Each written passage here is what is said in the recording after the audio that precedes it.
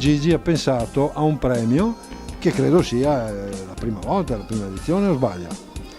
Beh, questo premio è la prima edizione, ma deriva dai premi che io nella guida ho istituito nel 2015 e guarda caso nel 2015 uno dei premi più importanti era il giovane emergente e il giovane emergente è seduto qua di fianco a me. Evidentemente 4 anni fa avevamo visto un po' lungo e adesso per Alessio Longhini è arrivata la guida Michelin che gli ha dato il riconoscimento del giovane emergente e anche la stella naturalmente, per cui diciamo che cerchiamo come avevamo promesso, cerchiamo di fare bene il nostro lavoro e credo che siamo riusciti a farlo.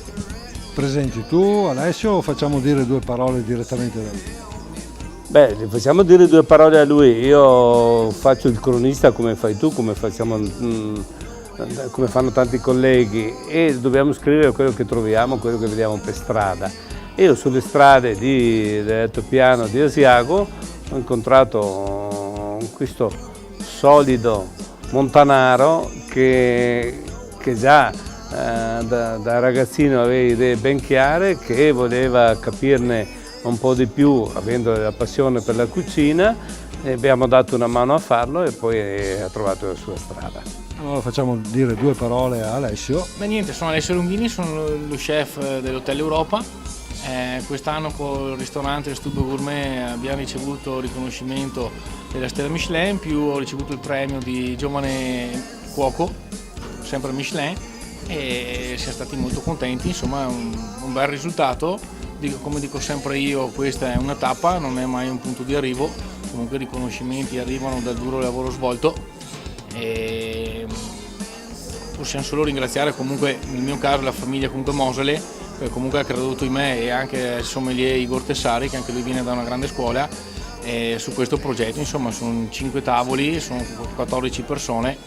E Michelin a parte hanno riconoscimenti in guida importanti, 2 cappelli nella guida dell'Espresso. L'anno scorso la guida di Paolo Marchi ha fatto il maître dell'anno Igor Tessari, per cui è una squadra insomma che è cresciuta, giovane ma che è cresciuta in modo solido.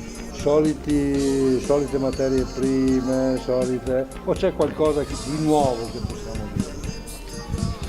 No, beh, adesso abbiamo mantenuto comunque lo stesso menù da quando abbiamo aperto, quindi parliamo da novembre. Adesso sono già un paio di settimane che ho cambiato alcuni piatti e adesso andrò a cambiarne altri, e siamo sempre comunque alla ricerca di materie prime nuove e di abbinamenti un po' inusuali, ecco.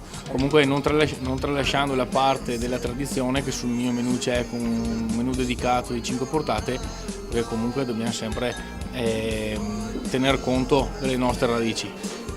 Sì, e poi essendo un personaggio, un cuoco molto equilibrato, non è che vuole stupire con degli effetti speciali, non è che va a pescare l'aragosta o i gamberi australiani. Sì, certo è aperto al nuovo, ma resta abbastanza ancorato a quelli che sono anche i prodotti invece che sono nostri da sempre. Io volevo dire anche questo, lui ha avuto anche 3 grandi esempi, no? Il primo è stato Dal Degan, che è un suo compaesano che gli ha dato lo stimolo, no, a voler scoprire il mondo al di là di Asiago. Poi ha avuto Fasolato, Corrado Fasolato, con una bella esperienza, no, nelle rive del Canal Grande, e poi è andato a imparare un po' il rigore e si è divertito a Venezia. Poi ho detto meglio che vada a imparare un po' il rigore teutonico, è andato da Norbert Niederkofler a Rosa Alpina, per cui però questi maestri non è che l'hanno condizionato per tanto da farlo copiare, e lui li ha avuti tutti e 3 come ispirazione, poi ha trovato la sua strada molto, molto precisa.